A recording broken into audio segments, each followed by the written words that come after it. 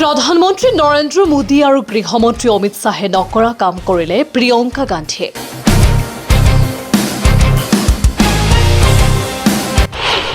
হিয়াৰ আমঠু জুবিন গাৰ্গক শ্ৰদ্ধাঞ্জলি জনাবলৈ জুবিন ক্ষেত্ৰত উপস্থিত প্ৰিয়ংকা গান্ধী।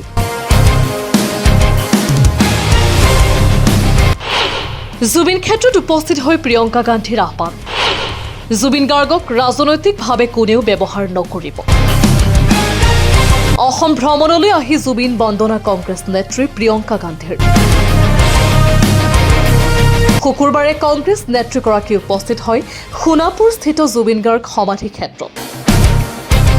প্ৰাণৰ শিল্পীগৰাকীৰ অন্তিম শয়নস্থলীত উপস্থিত হৈ জুবিন গাৰ্গৰ প্ৰতি থকা তেওঁৰ সন্মান আৰু আদৰ প্ৰদৰ্শন কৰে।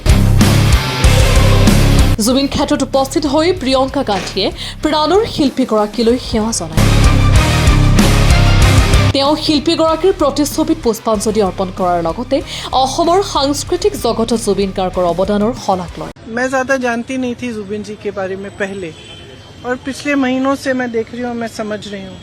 लेकिन जब मैं वहाँ गई तो मैंने देखा कि किसी ने उनके लिए कुछ जो उनको पसंद था, लोग वहाँ पे 1 बजे रात तक आ रहे हैं, कोई अगरबत्ती जला रहा है, कोई किताब छोड़ रहा है उनके लिए, कोई फूल छोड़ रहा है।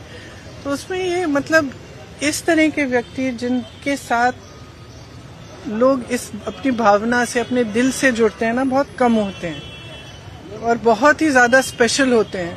और ये हमेशा सबके दिलों में, अब हम सब जानते हैं उनके बारे में, देश भर जानता है, तो सबके दिलों में ये एक पवित्र जगह होनी चाहिए।